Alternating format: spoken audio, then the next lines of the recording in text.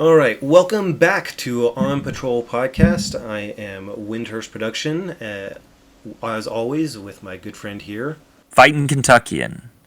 And so we started this last episode in grand episode number 2, but our alibis, caveats, and piggybacks, and we'd like to keep in every episode. Now we don't have much in the way of caveats and piggybacks from feedback we got from episode 2 or episode 1. But we might like to offer an alibi of why this episode is so late in the month if we're able to get it out before the end of the month. So we've both had a bit of hectic stuff going on in our lives. So I got Salute, that would have been right at the end of April for my birthday, and then got back from Salute and pretty much found out that the owners of our house is selling, and now we have to move. And so we've been kind of very heavily focused on looking for a house and a place to move. We did find one.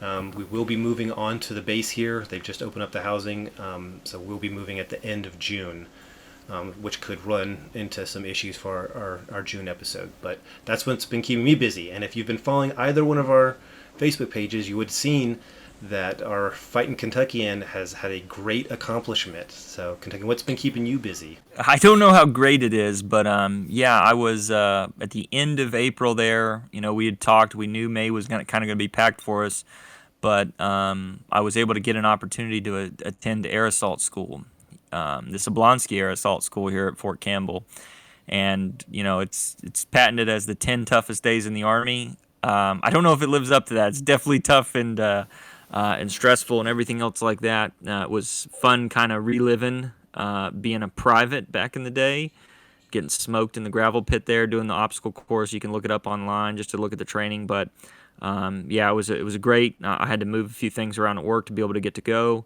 and got to do all of the physical tasks of what we're demanding of air assault school. And then capped it off with a 12-mile foot march and rappelling out of a Black Hawk. So it was a great time. Glad to have another Army school ticked off, but also glad to be back, in my family, the hobby, and kind of back to the grind. It feels good to be back in the saddle of this podcast and ready to kind of to get started and get us back on track here with our crazy life that both of us had in May.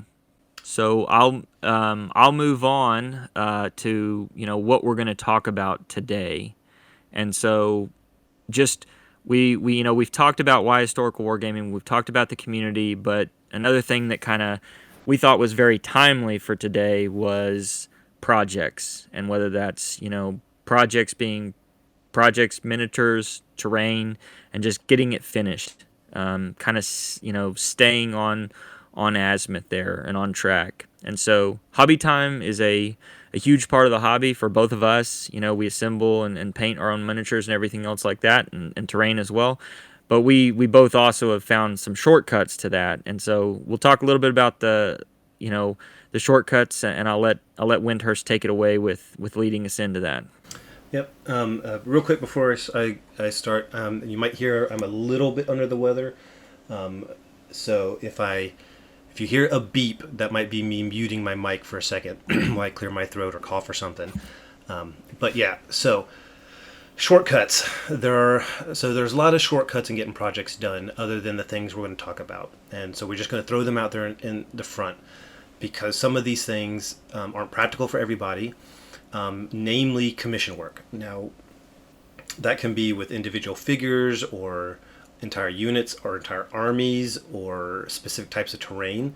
Now, we don't judge against commission work. Actually, it's great because it allows some people to make a living out of this hobby, which I'm sure all of us who are really passionate about would love to do, but it's very hard to do. So it's great to support commission work painters. Not everybody has the time to develop the skill to be a really good painter, or even what they feel is adequate. And some things just might be out of your technical range. And both Kentuckian and I have used commission painters. If you've seen his biblical army, he had that done.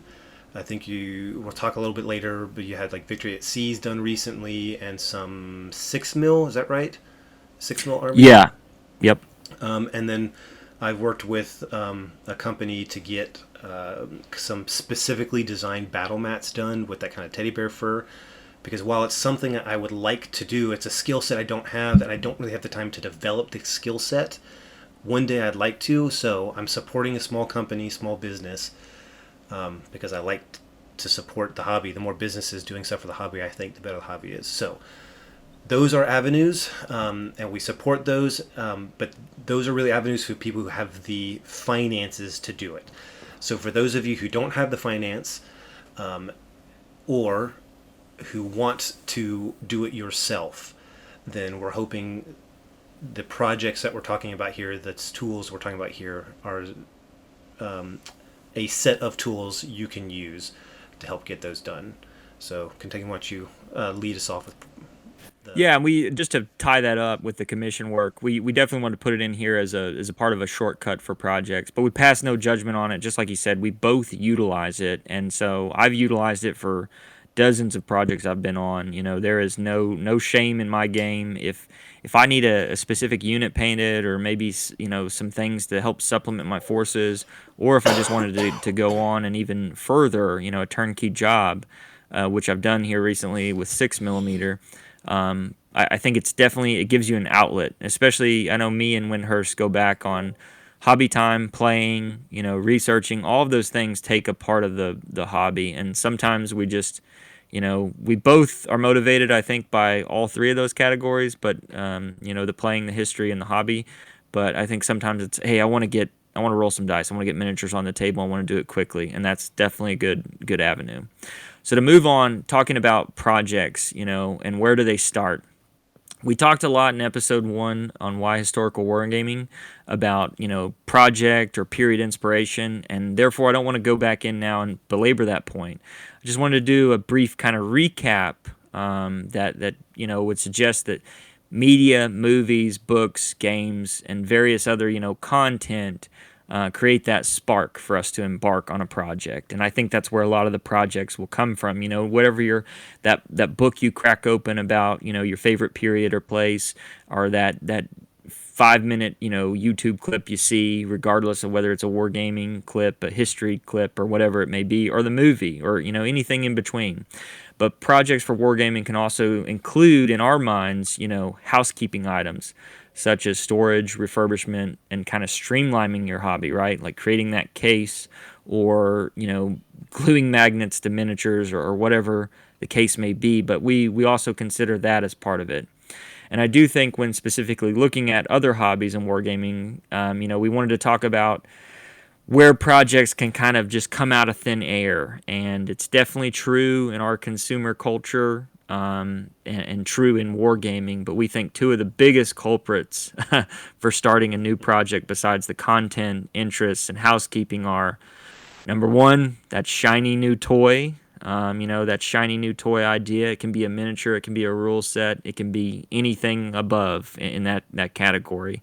And, we've all, I think, fallen victim to it. If we're looking online, or we're looking at somewhere and we're like, oh man, that's just awesome. That new miniature, or that sculpt, that is just, or hey, this rule set is nuanced and it brings something new to the table. I've got to pick up a copy. And number two, obviously, is like we said, this applies to any, but definitely for being a culprit on either starting a new project or taking away our time from others, would be sales. Sales in and of itself, right? When you see a new miniature line, or you see, hey, you've always wanted to get that, and now it's 5% off, or it could say whatever, right? It could say 50%, or it could say 10%, but that might be all that you need, and be like, I need 100 Roman Caesarean sprues right now, and they're doing a sprue sale. I have no idea when I'll get to those, but hey, I'm going to click and point the trigger and grab it right now. So those are all, huge parts of it. And I'll let Wyndehurst kind of take it away as far as some other ideas on where these projects get started, and how we can go about, identifying them. Go ahead, Wyndehurst. So we just wanted to touch for our personal examples for these types of projects, to kind of give you an idea the types of projects that these skills might work towards. So for the ones from content, so I get a lot of inspiration on projects from other wargamers. If you see my page, I've got a unusually large Stone Age, like caveman collection, which all started. That whole project started because somebody else had posted their collection and a game and a, a campaign they were running for these like Stone Age tribes. And I was like, wow, that just looked like a lot of fun with a lot of character to it, and that got me started on it. What about you, Kentuckian? About from content side?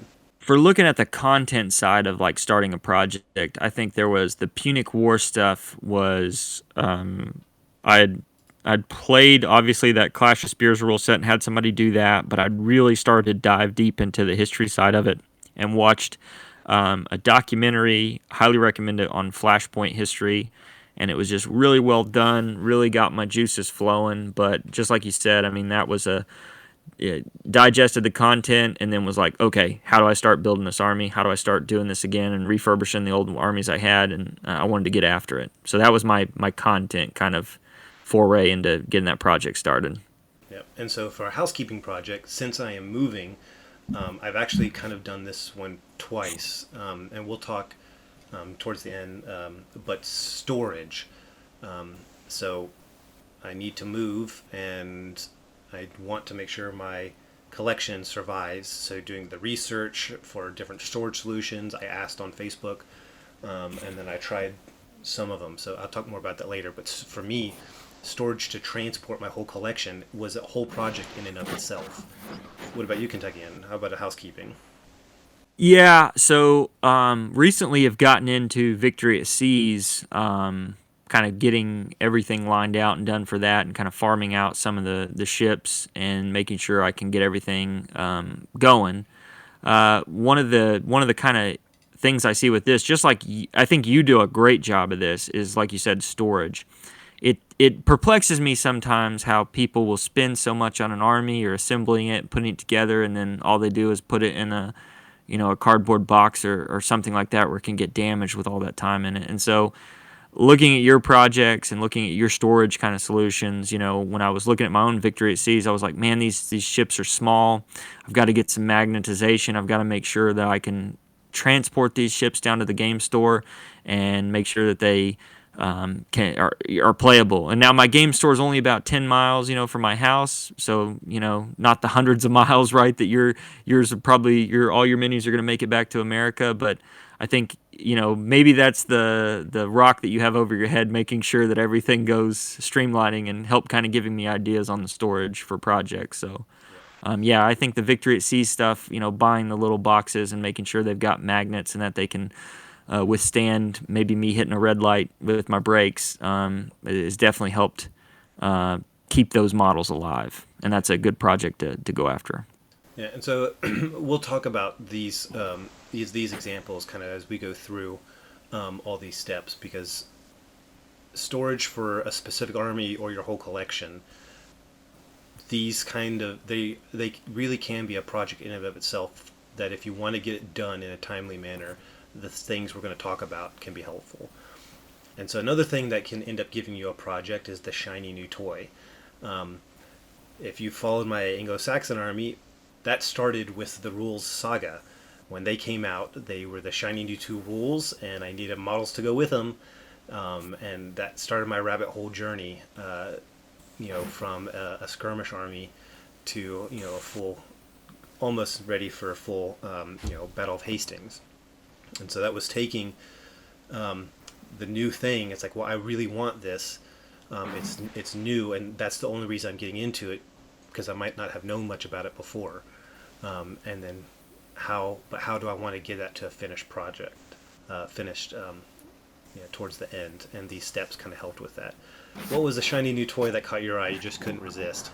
So yours is like the before and after success story of the shiny new toy. Mine is like the opposite, like the after picture of like somebody doing well in school and then like, hey, they do meth now and they're horrible. So I think the Warlord Games did that Epic Napoleonics quiz, and so it got me thinking about trying to win that set and everything. Unfortunately, somebody else won it, obviously, but it got me really into looking in that period. They were doing good sales. They were doing everything else. And then I'd played like Age of Eagles with my father, and I was like, man, I'm just gonna, there's a good deal. It's definitely, really good right now. I'm gonna pull the trigger because with everything in the hobby, price increasing, I'll get to it one day, and it'll all be worth it. And so that's probably 8 months ago, almost a year. And that sea of plastic, like every other gamer that's listening to us or that we've been, at one point, is just staring at me, looking at me, and, just scoffing and laughing. Nowhere, the boxes aren't even open. The plastic is still on them. But yeah, that is a my badge of scourge that I wear from the shiny new toy. And I've got many of them. I won't too many to mention that are still in the wrappers and stuff. But that's one recent big purchase that unfortunately is a project that is stalled. But maybe one day, right? That's what we keep telling ourselves. But yeah, that's my shiny new toy. Yeah, so I had a kind of similar, but for our last kind of little category or example of how you might get a project is sales. So this was kind of a double whammy for me. So also with Warlords Epic, and I promise we're not sponsored, but while at Salute, I've been really wanting for the last few years to branch out into American Civil War. I've got a lot of family history connection with the conflict, and I think it would be interesting to learn more about and to play out on the tabletop. But trying to figure out what scale and everything to do that. And I finally got tempted at Salute with this kind of their cheaper prices, sale prices there, and I got the Warlords Epic Civil War starter set. And then like 2 weeks later, it's home with me. I think I opened the box and looked in at it. But 2 weeks later, there was a coronation sale for Warlord, and they had some pretty good deals. And I was like, well, and I started thinking, man, the sale's pretty good, and the starter set is just a starter set. It doesn't really have everything I would want, and broke down and got the Gettysburg set for the coronation sale. So now I can say I probably have everything I would ever need to do Civil War at that size. And it is a project I will get into eventually. But we'll talk about kind of the number of avenues you have going. So maybe kind of like your Napoleonics, it's a down the road project. What about you? What sale got you good? Sales are they're there's that economic principle of tends to fall, right? There's no such thing as a free lunch, but in our mind these are all projects we're going to do, and so we're just like, I've saved 50% off, right now, and we don't think about, I just spent $100, but I got $200 worth of stuff. But you're not even going to start that army for years. There's some projects I've got over here that are close to a decade. I'm not going to name them so I don't feel bad about myself for the rest of the day. But yeah, the Warlord Games sprue sale is definitely always a culprit to punch me in the gut and my wallet. I mean, Black Friday, right, in the hobby world with all the sites, that's normally a getter. I'll try to save up a month or two before just because I know, I'm going to see something that I want or see something on that. But those are all great points, Wyndehurst, about your content, housekeeping, shiny new toys, and just ideas sales, where we, I just want to add to sales. It doesn't need necessarily to be negative, because if you're even better at planning than the two of us, you can plan around known sales. If you've looked at the company for the project you want and they've got the stuff you want, then this is an army you're going to do, and you've got it, and you go through all these other steps in your mind ahead of time, then heck, maybe you're just waiting for them to be on sale to buy them up, and then it's, you've started your project off right. The examples we gave are us kind of falling victim to shiny things on sale. So it's not always negative. You can use sales for the good, but you can also end up with a project because you got tempted by a sale. Yeah, no, exactly, and that's just to recap those the examples that you gave of projects and where they come from, the content, housekeeping, the shiny new toy, and the sales are, I think, four that really get a lot of people. But we'll switch gears now and let's talk about, what are some guiding principles we use to help us with projects and miniatures, terrain, and just staying on track. Now, again, there is a million ways to skin a cat. I have no idea where that phrase came from, and it's kind of weird to think about skinning a cat. But the idea is that there's a million ways to attack this. But I think, me and you might consider ourselves average on our best days as painters and hobbyists in these things, but we do try to put out a lot of output. And, I think I like Yorkshire's motto of quit fricking about, right? Or a little bit Yeah. more expletive, just paint it. But we try to add some goals here, that are, it's definitely, we didn't create these. These have been, in a lot of other different type of projects and kind of goal oriented people. But the SMART goals really help us. I think, we use those to apply to our hobby time and kind of cranking out these projects. And so SMART goals, again, just the acronym for specific, measurable, attainable, realistic, and time bound. And so we're going to go through each one of these today and just help, kind of show how maybe this can keep us on track. We're going to show some pitfalls of them and talk about examples and ways. Hopefully you can use some of these principles in your hobby time. Again, just like we've always said, the idea is to bring us together to be able to share hobby experience and hobby tips and tricks and use them in order to progress us all. And just like Wyndehurst has said, use this episode, listen to it. If you like things, if you don't, be able to give us feedback on some things that work for you or things that maybe you've tried out of these that don't work for you. But without further ado, in these guiding principles, I'll let Wyndehurst kick it off with our first one. Yeah. So the first one is specific. Now, like Kentuckian said, the SMART concept is not ours. Actually, the U.S. Armed Forces loves this concept. We're taught it, and they use it this way. It's in a lot of our evaluation forms. When setting goals, they need to be SMART goals. And so it wasn't until about halfway through my career where it was so ingrained into me through the armed forces that I started applying it to the hobby. And so the first one being specific, the project has to be specific enough to be defined that you can define what it is. So I've often had people tell me, well, how's an army done? When is it ever actually done, right? Because in their mindset, it's like we're always painting and adding to the army. And that might be the case, if you want to paint until you die with a specific genre or a couple of different time periods. But if you want to get a project, like one of the example projects we kind of talked about, done, then it needs to be specific. You need to know what it is. Are you painting just a model? Are you painting just a squad? Have you lined up the whole army? You can't finish a project if you don't know specifically what the project is. If you just love a period and that's what you're painting, then that's not really a project. That's just part of your passion in the hobby. But if you want to get a specific project done, then you need to specify exactly what that project looks like. Kentuckian, can you give us an example for you about a project?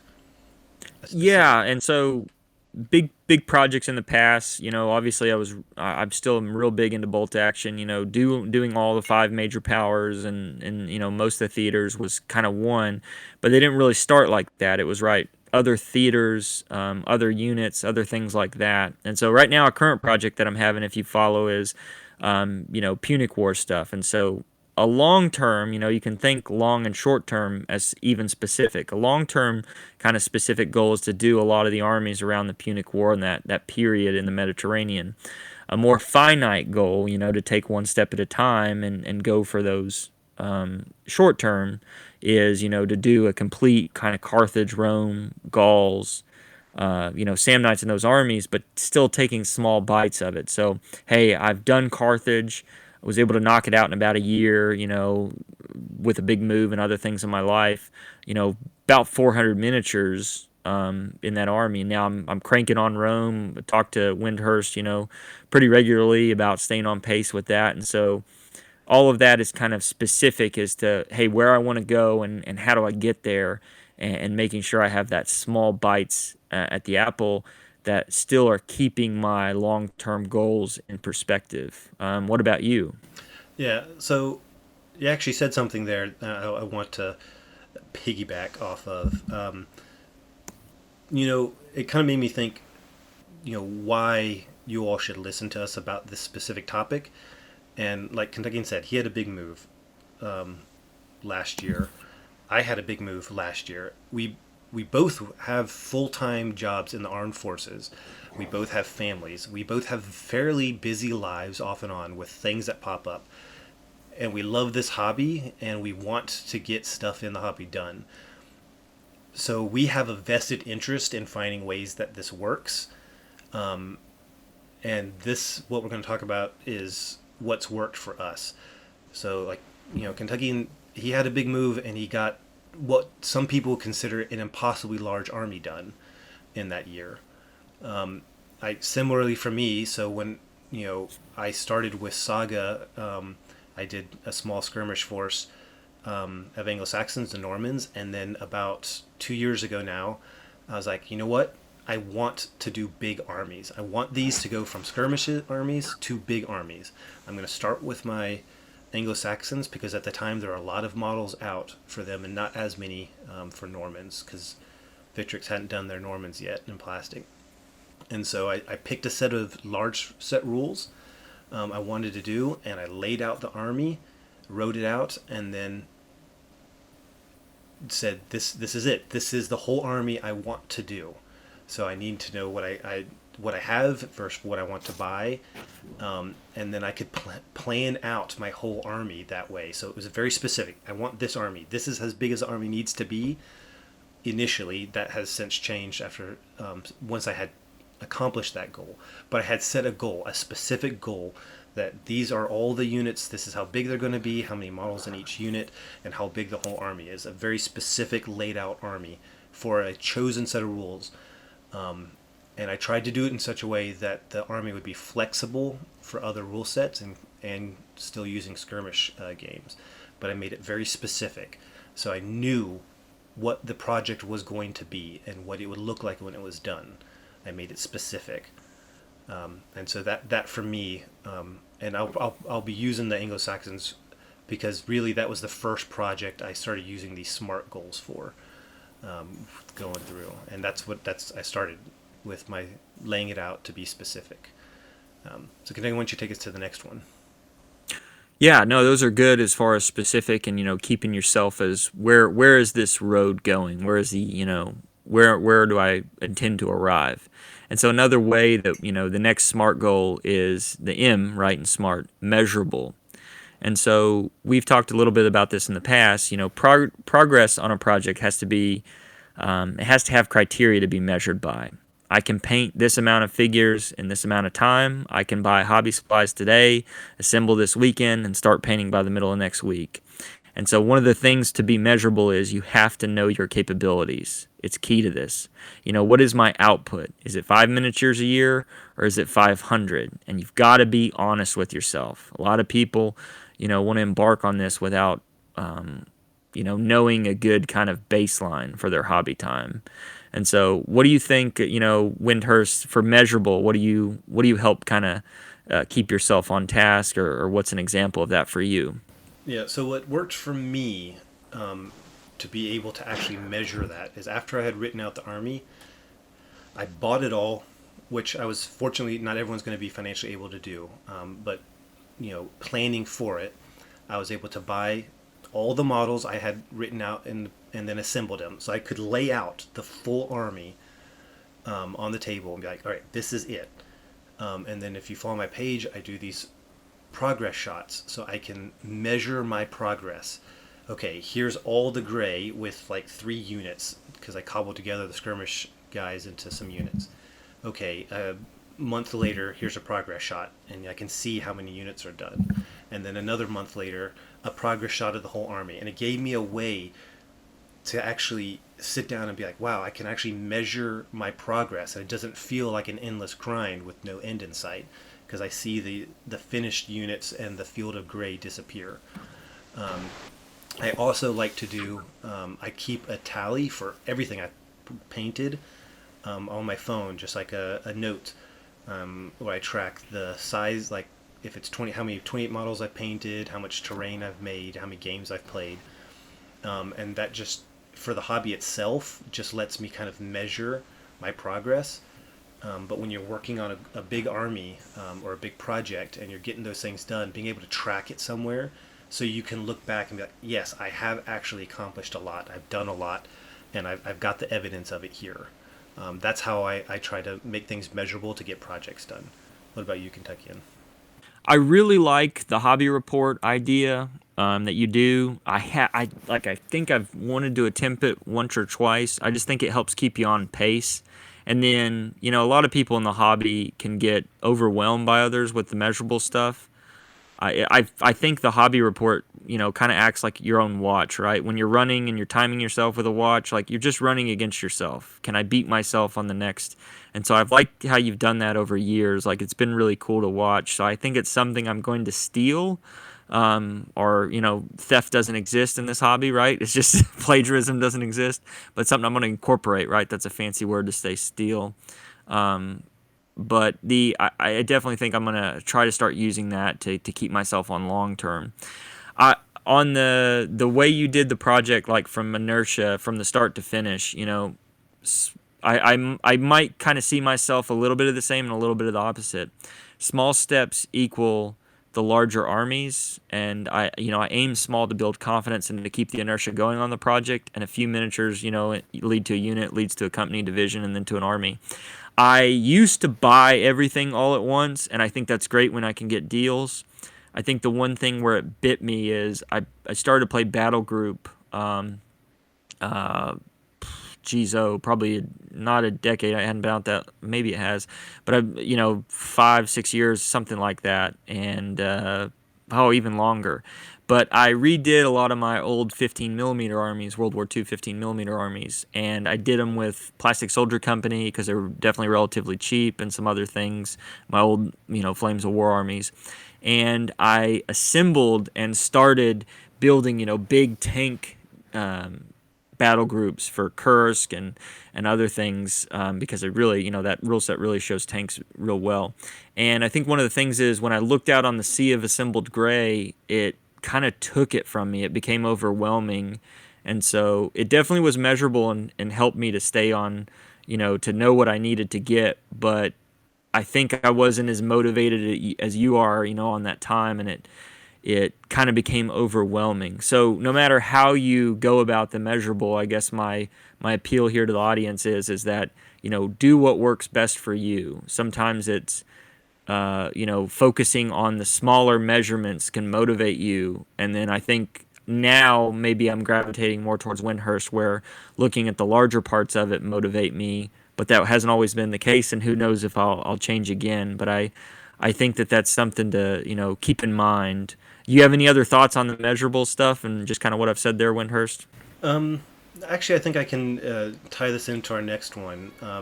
So yeah, that I can definitely see how the sea of gray can be intimidating. It's like this will never get done. This is so much to do.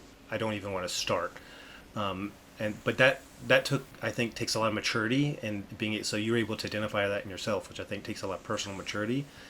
And some of these things will take that. So, like the next one we're going to talk about is attainable and achievable. And that it comes in, you really have to know your hobby capabilities to let you know what is realistically attainable for yourself. Like if you had done what I done and laid out, several hundred unpainted models you had just finished assembling, but you have never painted a full squad before, that's not probably really attainable, and you might feel super overwhelmed looking at that. You want to paint all the soldiers for Gettysburg. Like I'm not going to probably set out both boxes of the epic Civil War stuff because I've never painted in that scale and that much and have that whole army there. Because I've never even painted a brigade for that scale or that army. You got to know what your ability is. You need to be focused on what's the saying go? How do you eat an elephant? It's one bite at a time, right? That kind of also goes what you were saying. So I might have laid everything out, but picked one unit at a time to paint. Some people, like Yorkshire says, just F and do it. Some people can just sit down and paint through several hundred models in a couple evenings, but you need to know what you are capable of. Now, granted, I had never painted an army this size. It was a new endeavor, but I have painted lots of models, just not for a specific project. So, Kentuckian, what for you, as far as attainable and achievable and knowing your own abilities, what have you found that works? I think consistency, is key for me, and then just little pushing the ball forward, like a football game or, trench warfare. Unfortunately, right? No, sometimes I'll get a sweeping advance in there and a flanking maneuver on a hobby where I'll get a weekend off, and maybe my wife takes the kids to go see the grandparents or something. But I think the consistency and going after the small little goals helps me build the pyramid. And so sometimes the goal is just to assemble a handful of sprues, base coat shields, or hey, just finish shoes on 15 guys or boots or something.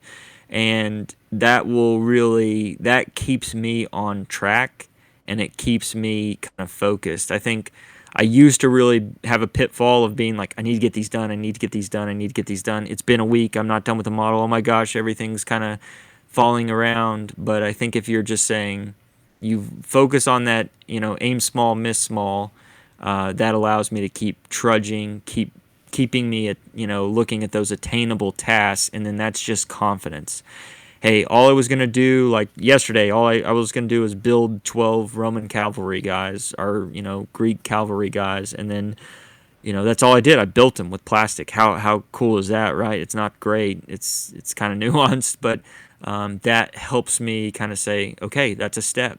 That's step, 5 out of 99, but that's a step. And so that's a one thing I like about attainable. What about yourself? Yeah, so I think when in figuring out what my abilities were to make the project attainable and achievable, it's something I learned while going through the project. Um, so when you paint lots of smaller groups of models, I'm the kind of painter that if it's modeled on the model, I have to paint it. I don't unless it's covered up by like a shield and you can't see it. But if I can see it, I have to paint it. I can't just like paint over everything that's detailed on it and be like, it's not really there. I'll just hide it with paint. You won't see it from a distance.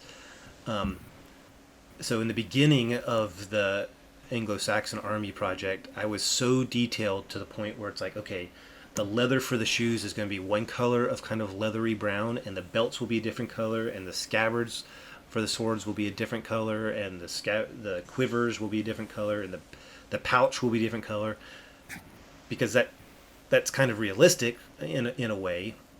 Not everything might have been made the same color leather, but I had to realize that was going to make the overall project unachievable because the amount of time I was sinking into a single unit of 16 models was taking me several weeks.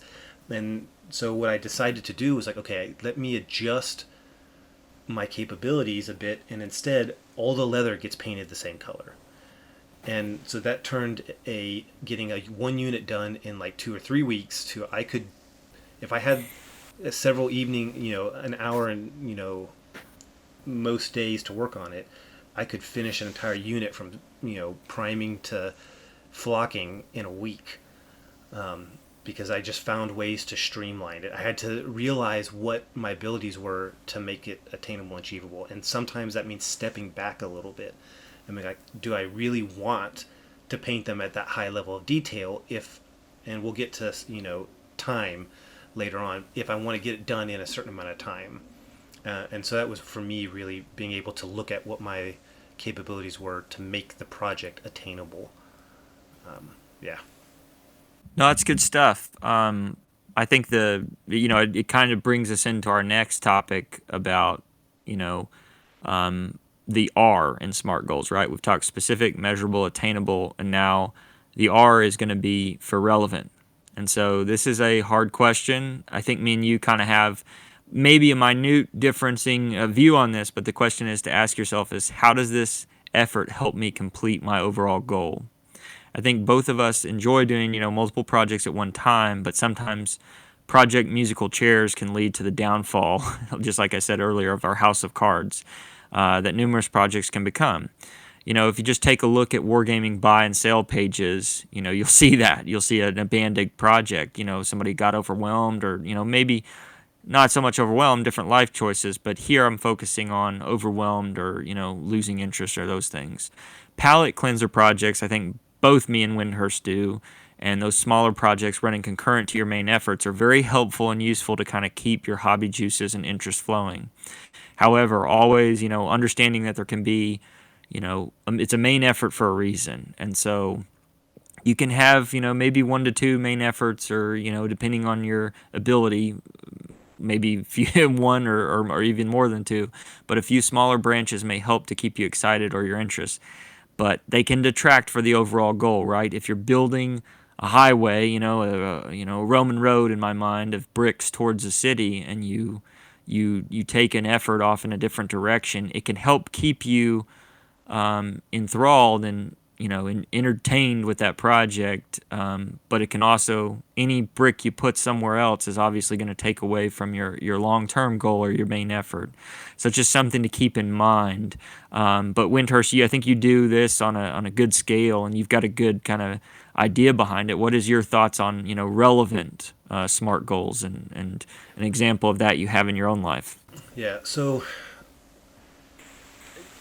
the project that you're working on and you're applying this to isn't always going to be the end all be all for your hobby.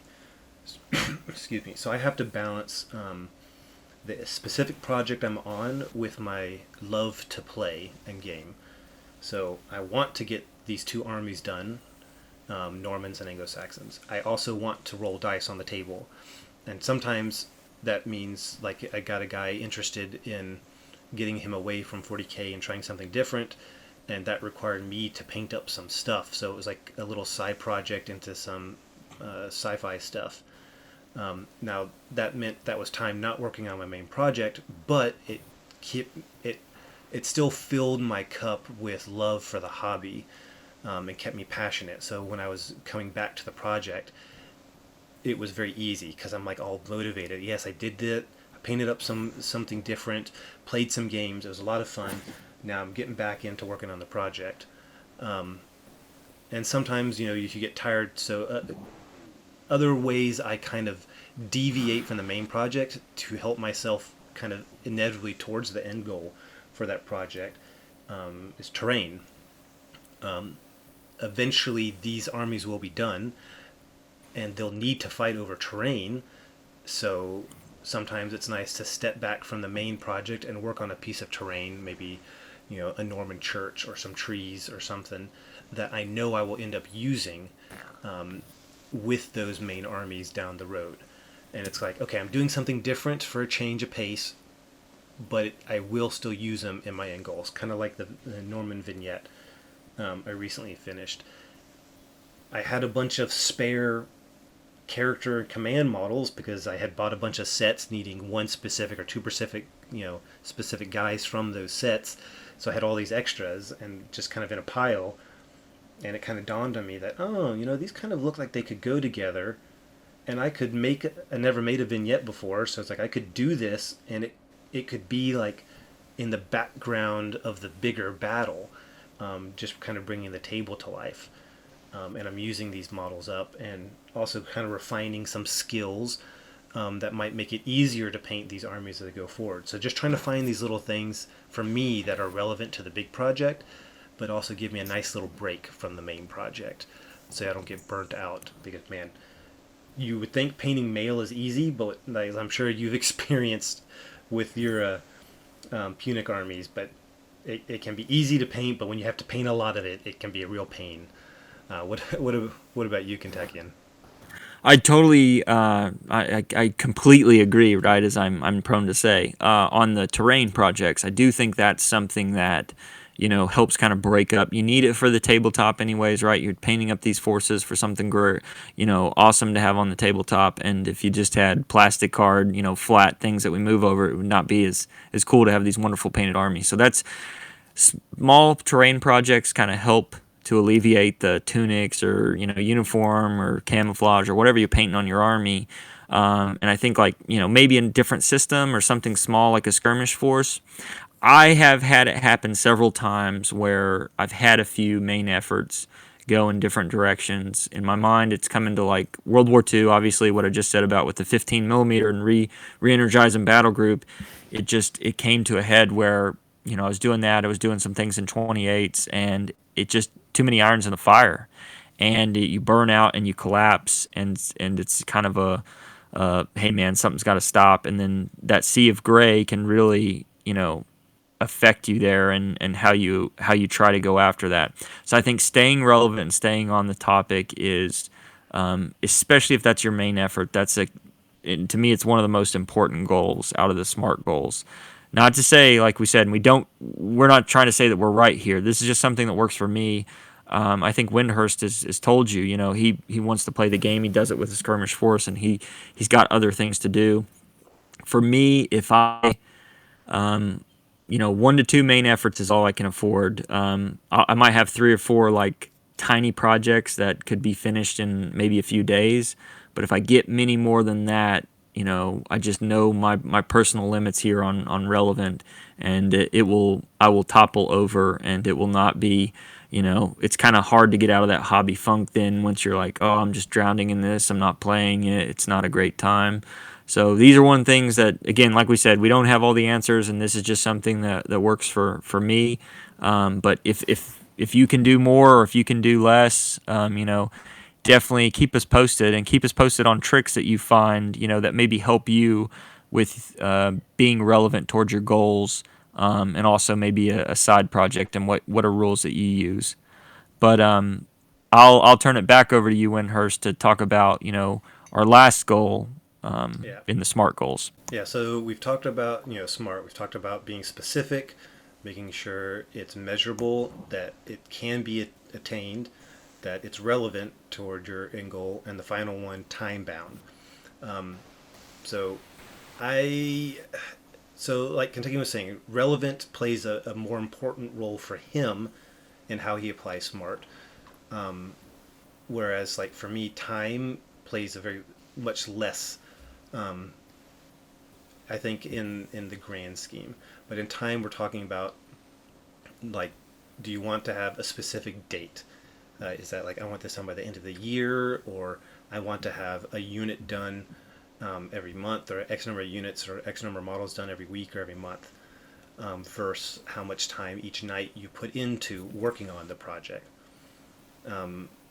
Sometimes it can really feel like time's getting away from you, especially if you haven't had the opportunity to work on it because of life. Like we've shown, we both have things in our lives, in our careers, that pull us away from the hobby and deny us that time, and so it can feel like time is getting away from you.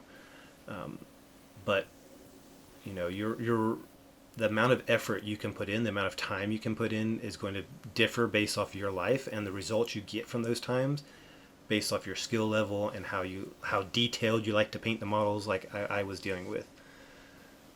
Excuse me. But being consistent with whatever it is you decide, if I'm going to have an end date, or a set amount of time each week or each day that I work on the hobby, to work on the project, the biggest thing with time, for I think both of us would agree, is consistency. What's worked for you, Kentuckian, for time? Yeah, I love to post on my page there about chopping away at the painting tree, right? It sometimes seems monotonous, but you can do it. I think I shoot for, and I've heard this before from many people out in the hobby. Like I said, right, we wanna steal tips and tricks, and we want to hopefully share if they work for us, or if they can work for you. And so I've always heard about the 30 minutes a night as a consistent. If you can just sit down, sometimes it's overwhelming, right, to sit down at the table and think about the colors, or maybe I don't have the right color, or how am I going to paint this, or how's this going to be. And if you just, as Yorkshire says, right, we keep going back to that, quit messing about and just paint it. If you can just say, I'm going to do something for 30 minutes, and not to say that I get that every night. I might try. I'm usually able to get it a few nights a week. But I'm shooting for that small goal, that small step, that small low crawl to get it going, right? It's the same with any type of goal in your life, whether it's weight loss or whatever else you're trying to do. If you can just get off the couch, right? If you get that brush in your hand, get that plastic glue in my hand, and go for it, that leads to the bigger steps. And so I shoot for, a few minis, like I said, putting them together. Next thing I know, I've primed them. Next thing I know, I've got a unit to gun. Next thing I know, I'm doing a unit or two behind it. And then within a month or two, I've got a division. And then another month or two, I've got an army. And then I've got my army ready to go. So time bound is not something to shy away from, but kind of lean into. I will say the one thing about time bound that I found like I got to protect from myself is I'll set a goal, and Wyndehurst knows this because it's laughable. I don't know if he rolls his eyes at me, but I'm like, I'm going to have my Punic armies done before I leave North Carolina and move, right? And it was like a 6-month goal or something to get my Romans done right after my Carthaginians. And we're sitting at about a year later, and I've got about 100 Romans painted, but definitely nowhere near the 300 or 400 I wanted to have. So I think aim for the smaller time limits and see what you can get. Just like Wyndehurst has kind of said, knowing your capabilities is important, but then, you can shoot for something. You can have a goal, like I'm going to try to beat myself and I'm going to try to beat this deadline, like I do with maybe Google Maps when I'm trying to drive somewhere, and my wife isn't too thrilled about it. But the idea is you can try to shoot below it, but really try to be honest with yourself too and know that you can put it. Because one thing is when you're hitting those goals, you're going to get a boost of confidence. But when I'm not, I notice in myself when I'm missing those goals, right? It was a huge kind of confidence sink when I'm like, I didn't get anything done, or didn't get this done, or I don't have my capabilities down right because I'm not cranking out what I thought I was going to do. That's been kind of key for me. So if I'm looking at the smaller time bound natures, the bigger ones normally will tail. And if I'm off kilter at all, I need to reevaluate going back to my capabilities to make sure I can keep that time bound. But it's great points by you. What are other things that you use in that to keep yourself time bound, Wyndehurst? Yeah, so I found kind of two different ways have worked for me. So I started the Anglo-Saxon project. I had it all laid out, and I started working on it. I didn't have a set goal or anything as far as time. After about 6 months, so that year had finished, I kind of had a good rhythm for how long it took me to paint a unit. I'd worked it out. I could paint a whole unit in about a week and maybe a few days if I was consistent every night, using my free time after I did my due diligence with work and family, that I could get a unit done in about a week. And so looking at what I had left, I was like, there's no reason I shouldn't be able to finish the army by the end of the year. So I gave myself, and like that was the only hard kind of time I gave myself. By the end of the year, all the Anglo-Saxons I had laid out, the army planned out, should be done, knowing about how fast I could work. And that gave myself plenty of wiggle room based off the number of units and the number of weeks and everything, for holidays and things like that. That did lead to kind of like what you were saying, where if I didn't get enough time in a particular week, where I kind of felt like I had failed if I didn't get a unit done in a week, because like I know I can, and I didn't, and it's like, oh man, that was a missed opportunity. That's a week gone. But I did finish the army in the time. By December 31st, I was done. I had every model that I had planned out for that army was done, from prime to flocking. Of course, then I realized I think I wanted more. I needed to kind of revise the army. But the army as I had set out on the project was done. What has kind of worked for me more recently for time is I've really leaned into the Wyndehurst productions on social media. And while social media can be bad in a lot of ways, for me, the kind of leaning into that, oh, you got to post content regularly to be relevant kind of thing. I like posting completed stuff on my page more than and sharing it. I like to post the progress, but I don't share that normally on any of the groups or anything to show everybody. Those who follow me specifically, you can see the progress, but I like sharing with the wider community finished stuff, which means I kind of get it's kind of a high, you might say, when people like it. It's like validation from my fellow hobbyists that I'd done good. I finished this, and they gave me the thumbs up saying, yep, you finished it, and we acknowledge that you finished it. and I like that. It's a good motivator for me. So it's been working lately. Is just being like, I want something to post every couple days.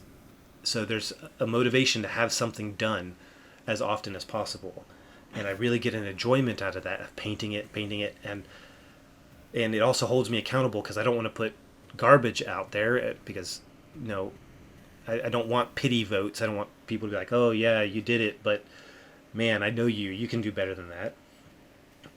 So to do good work and to do it consistently and get it out there, it's actually kind of been a nice motivator, because I feel like, I've had a couple of people say, man, I can't wait to see that vignette when it's done, and like hearing that motivates me. Okay, I want to work on it. I'm going to do 2 models a day, and that's how I did the vignette. I just like, all right, 2 models a day. I can do 2 models a day easy from start to finish, and I could do this and like I can have it done by the weekend. Sweet, I can do this by the weekend. I can post it, and everyone can see it. My finished project, and so that's actually worked for me kind of recently to keep me motivated. Is that looking forward to sharing it with everybody, because that's where I get a lot of my inspiration from, is seeing what all you all have done and you put on Facebook and share. Really motivates me. So being able to share it with you all has also proven time-wise to help keep me on track. Yeah, you bring up a lot of great points in that, and I think that when we talked about community last time and everything, and you posting those, I mean, those are awesome to see, and then the goals that happen. I post a little bit of the progress reports to kind of help keep me on track, but there's one thing, the late Andy Zeck, who painted in England there. You can see a lot of his stuff still out there. He's an amazing painter, amazing human being. Unfortunately passed away not too long ago. I guess long ago. Time escapes me sometimes, but he put out first of all, he would always answer my questions when I'd send him, asking for painting advice. So good on him. That's just another, way that we can motivate each other and people in these groups and stuff.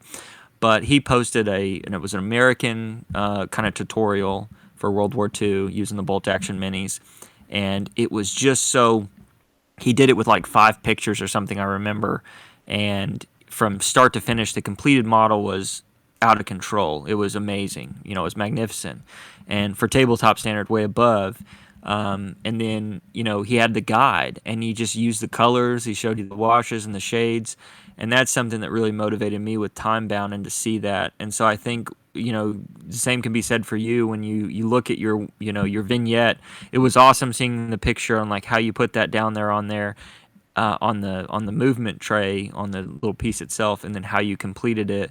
And so I think those things can help demystify, when you show people like, hey, I'm not this amazing, paid commission painter, but I can do this really well, hopefully make it look decent or real well, and demystify it. I think that's another good thing that helps keep us time bound, because I remember looking at a lot of people's painted models and being like, I can never do that. Like seeing other people's vignettes and being like, that's out of my league. And then when somebody does something like you've done, like Andy Zeck does, or like, a lot of the great painters on there, that Sasha, who painted that Aventine war elephant, it's really cool. It's really cool to see like you guys deconstruct it and show it off to people. And that's what I try to achieve too when I'm posting my little progress reports on, hey, I just did 30 minutes today. I painted a bunch of belts, but hopefully these Romans are going to look good at the end of it. But excellent point. I really thought that was a good high note for Time Bound. Yeah, and that, Any other stuff on Time Bound? yeah, and not to belabor the point, but you've said a lot. Keep accountable, and like that's why we do kind of like the scouting, so that we, as we say, that you all keep us accountable.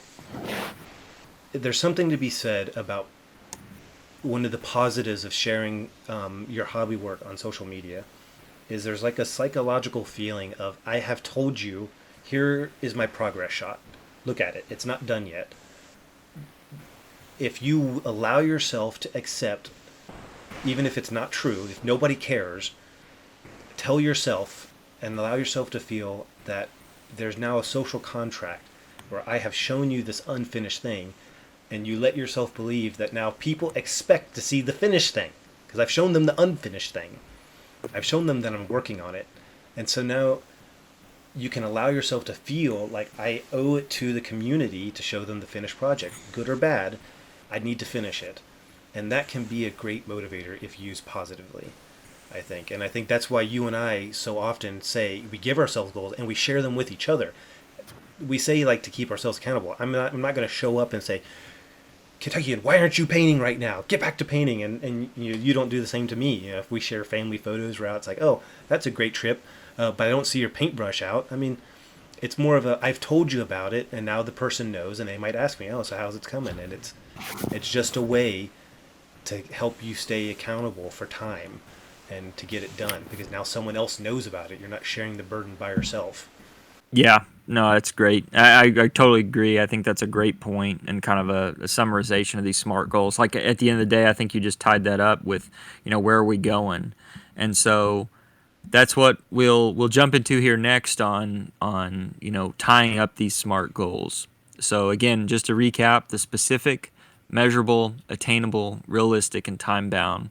Just like we said at the beginning, there's a million ways to skin this cat, right? You can't. A lot of us like to say you can't do this hobby wrong. That may be debatable, but in playing with a jerk or something, right? But there's what do you want to get out of it, and what are you going for? These SMART goals can be applied in how you want to get the most out of your hobby. And so 30 minutes a day, keeping your eyes on the prize, whether it's the hobby, the painting, or the playing, or just some of the stuff that is specific with us. There's going to be a lot of competing principles, and there's not really one, that's going to rule the day. I think it's what goal is maximized and effective to you, and you got to be honest with yourself. Like a lot of the goals that we talked about are, you had to know your own capabilities. And one of the, if I were to pick the biggest goal, to me out of the SMART goals, and I'll ask you, Wyndehurst, what's yours, so you can be thinking of it. But one that's probably the most important to me out of all of them would be relevant. I think, and again, me and Wyndehurst probably aren't going to have the same one maybe, but relevant to me and knowing my strengths and weaknesses is it. Because I know that I've got to stay on track, and regardless of exactly my goals or anything else like that, you got to keep pushing in that direction. And I am the Wyndehurst might be the more diligent worker out of us, but I might be the squirrel or the dog that goes and gets distracted a lot. And so that's one thing that I've found important, right? And the opportunity cost. I like buying miniatures on sales. I like doing those things. I will continue to do that. And, this isn't me preaching to the congregation. It's me preaching to myself here on this point is I think that it's awesome to buy at the discount. It's great. But when I look at those Napoleonics, those epic Napoleonics right over here next to me staring at me and all the money I've tied up in those or the projects that are on my shelves, there's part of me that's like, man, I could have really, I've got like 60 T-34s put together and assembled that are gray. And I'm like, what am I doing with that? That hasn't moved in, 3 or 4 years. And I've got projects that are going a little bit farther than that. So here, working with Wyndehurst, keeping me accountable and keeping me on my relevant, that's been the most important struggle for me out of the goals. So again, that's just my thought of it. I hope you guys all interact with us and guys and gals and give us, your important points or your takeaways from SMART goals, or if you agree with them, disagree with them, or you've got them a little bit more nuanced. But what do you think is the most important SMART goal to you, Wyndehurst, and how do you use it and effectuate it to get your results? Yeah, so for me, I wouldn't say necessarily the most important, but the most impactful is specific. So before I sat down and came out with a specific design for the Anglo-Saxon army, my other two kind of big project areas were French and Indian War and World War I Eastern Front. And with both of those armies, as they kind of are, doing both sides, I never sat down and kind of planned out an army. So it's like, oh, I kind of buy this unit or that unit because they look cool. I had no direction. I didn't know what I was doing. I liked the period. I had a set of rules, but I didn't know what I needed for it. So I just kind of haphazardly bought stuff. And so I still have those armies aren't finished because there's no uniformity in the basing or anything, because I didn't have a plan. There was nothing specifically saying this is the project. It was just a collection I was working on. So I am going to have to go back, I feel, and set out some SMART goals when I want to actually get those wrapped up. But sitting down and saying, this is my army, let me, if you like to play lots of different rules, you're just going to have to break down and pick some, to me at least, I have to sit down and pick something. What rules am I going to design this army for? And how can I make it playable with the most number of rules? And that's what I had to do. I had to set the army out. And so I'm already doing that, thinking forward for my eventual Syracuse army. That's what I did. I sat down and said, okay, here's the set of rules I want to use. Let me write up an army list that I think, I'm not worried about points. Just what historically gives me the most flexibility and is the most interesting to me. And then, okay, now I have an army. I have it written out, a very specific project. I can start looking for sales and opportunities to buy all the models for it. And then when I'm ready to start on it, I know exactly what it is I'm starting on. And I know what it'll look like when it's done because I've already said this is it. And that seems to work for me. So to me, that was kind of like the aha. That's how you get a project done versus a collection. Is being specific on what it is. And I think the way you laid that out too. I remember watching Ranger Miniature Gaming, a short plug for him as well. And he built, he's done a lot in the ancients and stuff, and he built a Persian army, and he had that Excel spreadsheet. And I've used that on several armies to include this one, and kind of stealing that idea. And I think you've used it before, and I thought that was pretty good. Like, here's the units I need, here's the amount of miniatures I need, and here's kind of, so you have that goal. And then I've seen you do it where you did here's the percentage complete it is. So, I mean, those are things I've definitely taken away that I've just, like you said, that have, you started maybe with the specific in mind, and it's just grown to kind of keep you on track and keep you where you need to go. So, great points to show, how different goals can have different priorities for us and what they want. But just like we said, there's a million ways to skin a cat. I know one of the articles that kind of led for us, you'd talked about, and you'd given us this idea for staying on track. If you want to give that person a plug now and talk about that and so different variations. It's funny because we had decided on this topic before I had read this article, but I just think it highlights that this is an issue a lot of hobbyists and a lot of wargamers are dealing with. Is finishing projects or getting project burnout, because if you feel like you're just working on a collection, where's the end goal? What is the goal? You don't have one. It's just adding collections, so you can get burnt out because it's like I'm constantly working, turning that hamster wheel, but I don't. What's to what end? So I had just recently added to my list of magazine subscriptions Miniature War Games, and I got. Let's see, the May 2022 issue 481 of Miniature War Games. They had an article by Conrad Kinch. I apologize if I have mispronounced that. I've never heard it said, just reading it. But the article is titled Doctrinally Sound, and it's the Egan Doctrine, and an experiment they talk about. And it's very similar to the SMART. It kind of breaks down. It's based on planning, consistency, and discipline. Planning out your project, being consistent. So for this one, the individual worked 20 minutes, tried to do 20 minutes a day, every day, for a certain amount of time to finish this project, and to be disciplined with it. And so here, I mean, this is a print copy wargaming magazine that has an entire, it's like 1, 2, 3, 4, 5 pages dedicated to this one project, trying this method to finish an army from start to finish, from planning and everything. So clearly, even others think this is an issue, and are offering other ways, to finish it. And so I think I want to highlight that there is no necessarily right way or best way. We both kind of inadvertently used the SMART goal method. I think probably subconsciously, because that's what was trained into us by our overlords. But even with this method, there are parts of it that we use more than necessarily other parts to achieve our end goals. And there are other ways out there that work for you, and that's that kind of attainable or achievable. And also, don't be afraid to, you could be halfway through a project and figure out you need to go back and change it. So like I said, I had done my Anglo-Saxon army and I was starting this process for the Norman army, and then somebody had to tell me to put it all on the table first, and see how it worked, because I had done that. I had done my specific portion, assembled everything for the Normans, Anglo-Saxons, and Kentuckians like, if you're not sure, man, put it out there, make sure it looks good. And he was right. I was like, wow, I didn't like how it looked, so I had to revitalize or reevaluate the specific for my Norman army, which made me then go back and realize I might need to add more.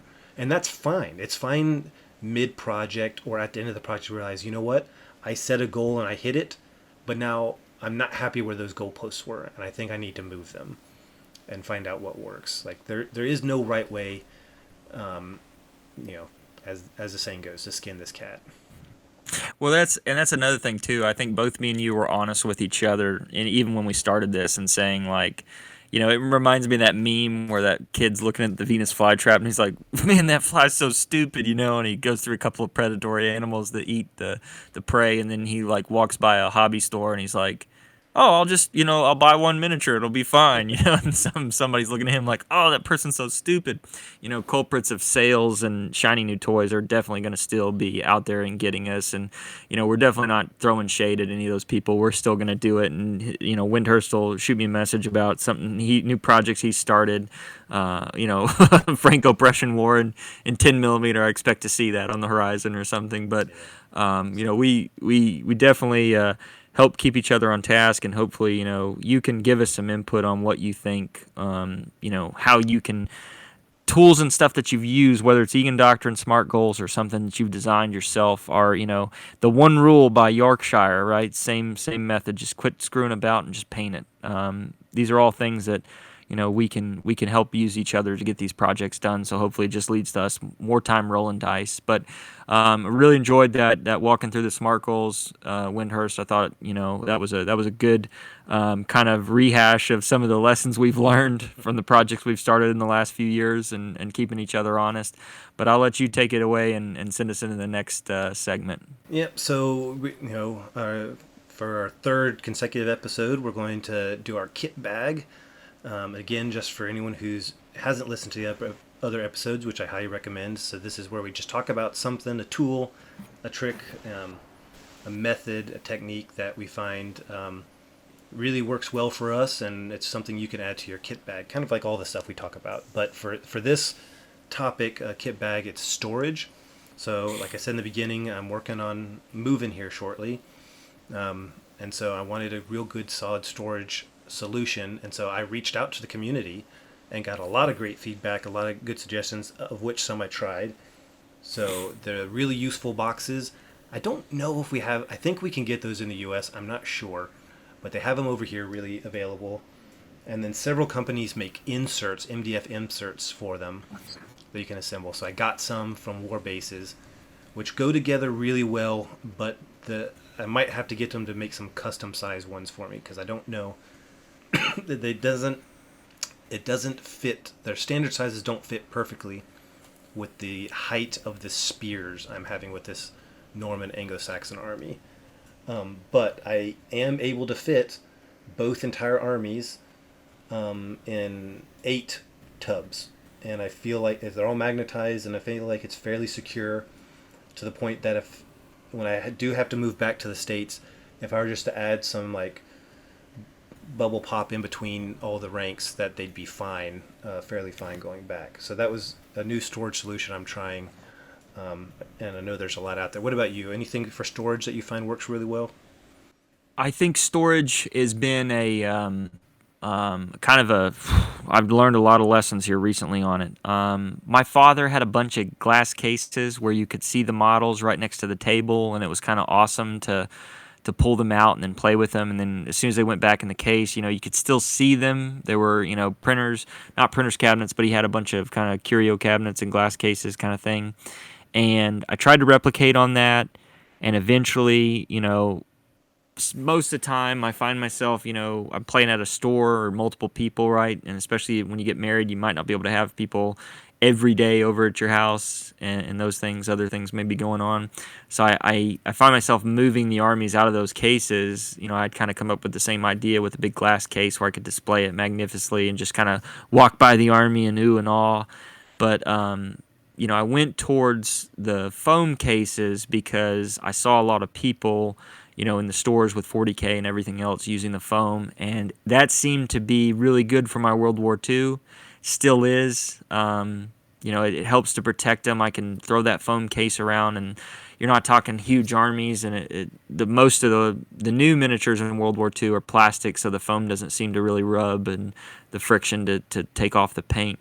I'm looking more towards in your realm now for my ancient armies that I'm redoing, and I bought some of the magnetic. I think they're Magna Racks or something for GW from not what is that company? Battle Foam, and they I don't know. I've got a little bit of mixed results because I got the plastics are awesome. Sometimes the spacing on them, I need to maybe come up with a little bit more variation. But some of the real heavy metals, like a whole 24-man unit that I've got on a single magnetic tray, doesn't seem to, one or two guys seem to get loose, right? They're trying to go AWOL on me and not fight the Romans or something. But I don't know. I'm still looking at that. I'm looking for ideas. I like the foam for my World War II stuff, but I might have to take a look out on the horizon for the very useful boxes, as you said.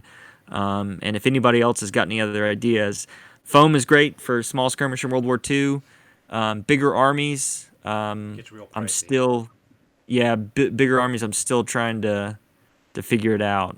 So more to follow on that. Yeah, I did foam bringing the armies here, and everything survived. But I found foam really difficult when you have a lot of oddly shaped models. So a lot of guys with either spears overhead or holding them upright and stuff. So this is definitely one of those kit bag ones. Like, this is what we're doing, but please let us know what you're doing.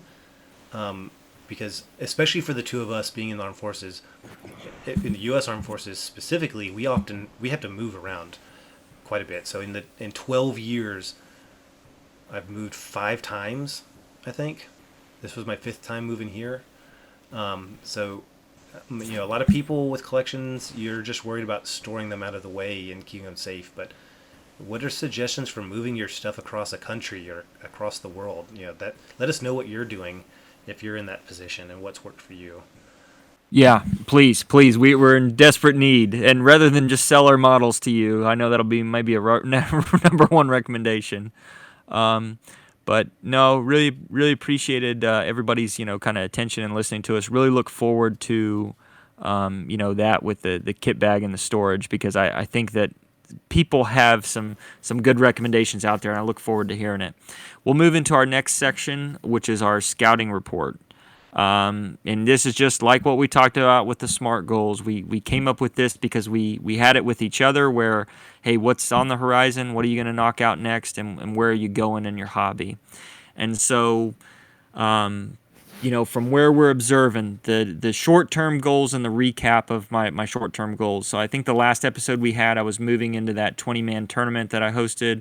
All of that went well. A lot of good players, a lot of local bolt action community still going well. Unfortunately, right after that, I went to air assault school and gotten kind of sidetracked with life in May. So May has been a wash for me. No games really, very little hobby progress. Hopefully, I can knock out a few Romans here to wrap up May, and then really get some stuff churning in the summer to get games, get back down to track and hole, and get some good stuff going. My short-term goals are to finish one of my first Roman legions to fight my Carthaginians, and then already got those Gauls and Samnites purchased, and some other Iberians and things. So looking forward to finishing that. Now, unfortunately, I left a hanging goal out there. There are some Carthaginian generals and two elephants that you might notice in the back of my Roman progress pictures. So hopefully those will get knocked out in between here. But I need to finish those up. On my scouting report coming up for me in the in the world of gaming and those things. The local convention in Ashcon here will be at the end of the summer. I'll probably end up missing it based on my work schedule. I'll be unfortunately out in the field in the tent, but I have a friend here, Nick, who's getting ready to start a Normandy campaign using the bolt action rule set, and he's got a lot of good local support, and we intend to kick that off. I think he's going to spearhead it in early June. Really look forward to playing that. Some linked battles to get you some good stuff going on. Look forward to rolling some dice finally on these Victory at Seas games. I've the models and everything are done. Just looking forward to that. Getting some more Blood Red Skies in and just local games with the local group and rolling dice and having laughs. But yeah, that's my kind of near and far term scouting report. What about you, Wyndehurst? Yeah, let's see. So since last episode, I went to Salute, which was a blast. Took my wife and two sons. Everyone had a really good time. They got a game in, and everyone was wearing, as you saw the pictures, our Wyndehurst production shirts. I had one person recognize me and say, "Hey, I really like your stuff." That was pretty cool. From who was the company? Can't recall the company on top of my head. And that was just kind of neat. Someone said something. And then as soon as we got back, people started posting videos for the con. We were all sitting there looking for ourselves in the background since we were easy to pick out. I got, I think, a unit of Norman cavalry done, a unit of Norman crossbows. I've kind of been focusing on the Normans since I kind of have enough Anglo-Saxons to get games in. I'm going to get the Normans done before I go back. Did the vignette. So I have one unit left of cavalry to finish them. I've already finished all the range units for the Norman army. One unit left of cavalry, and then all the cavalry will be done for the Norman army. Then I've got to finish off assembling, because I like, for my specific portion of the goal, all of the infantry, and then get them painted, because I don't have very many of them painted yet. And that'll nearly finish up those two armies with just a few additions. I'm also kind of trying to figure out unit size, and I'll put it out there asking for feedback. And Kentuckian, I've talked about it a lot, specifically for Hail Caesar, but that might allow me to stretch my armies out a bit more, meaning they're closer to being done. And then it's getting everything packed, so I'll be moving the end of June. And the nice thing is the house is bigger. The rooms are all bigger. It's kind of American standard. So if you're not ever been to the U.S., or if you've never been out of the U.S., we're very spoiled in America for house size. Average house and room size is so much bigger. So the houses on base here are a bit more American size, with lots of closet space. So I'll be able to store, I think, my whole collection inside instead of out in the garage, and that'll be real nice. So hopefully, it won't be by next episode that'll happen. It'll probably talk about it in July. But yeah, just keep plugging away on these Normans. I do have another side project I'm going to get distracted with. Wiley Games have come up with a second edition of their fiscal-led Wild West rules, and I have to pick up a box of 10 Wild West minis from Salute to play with my boys, so I'll probably paint those 10 models up here shortly. But, I like my little non-relevant diversions. They help keep my juices going. Yeah, no, and I mean 10 models. Come on, you can knock that out in probably 30 minutes, so you'll be good on that. I found some new techniques with this kind of. I've heard about it from people about slap chop, and it seems to work really well with the. I got one of the big boxes of speed paint, Army Painter speed paints at Salute, and I used it to some degree with the Norman vignette, and even doing the slap shot with regular painting, which is really also, I think, like Zenithal Highlights is another name for it, um, a nicer name for it. But I was really happy with the results, kind of mixing in the speed paint. So I think definitely with the Norman Cavalry last unit, I think that'll help go a long way in expediting getting it done. But yeah, after doing this, it's like, yeah, I could probably get a week, knock out all 10 of those guys, or even in a weekend if I, because they don't have a lot of variety or detail to them. But yeah, that's what I Awesome. got for me for scouting report. Awesome. Well, gang, we've had a blast here with you. You know, guys and gals and troopers and soldiers and legionnaires and whoever else is joining us. You know, on this on patrol. We really appreciate your feedback. I think the only thing that we'll kind of both add here in this scouting report is we definitely love our individual Facebook pages. Go check them out, you know, and on our hobby, keep us, you know, on track and accountable. But we're thinking about coming up with just a group page to where we can share ideas and, you know, get ideas for examples of episodes and, you know, methods, techniques, and tactics and procedures, you know, on how we can help continue to press our hobby forward, and really look forward to sharing that with you. We do a lot on our pages individually, but we wanted to have somewhere where we could maybe, you know, hear a little bit more feedback from you on an easier way to communicate with us. So be on the lookout for a group coming out. And you know, just keep your eye on the horizon with us here. And again, send all comments and critiques our way. We really enjoy the feedback, good and bad, on how we can better, you know, help Sherpa navigate and you know, maybe critique ourselves as we go forward and look into the hobby. But once again, it's truly been an amazing effort. We really thank you a lot for listening to us and having that ability. And we look forward to the next time you know you grab your spear, your shield, your musket, or your belt fed machine gun and join us on the next On Patrol. Move out.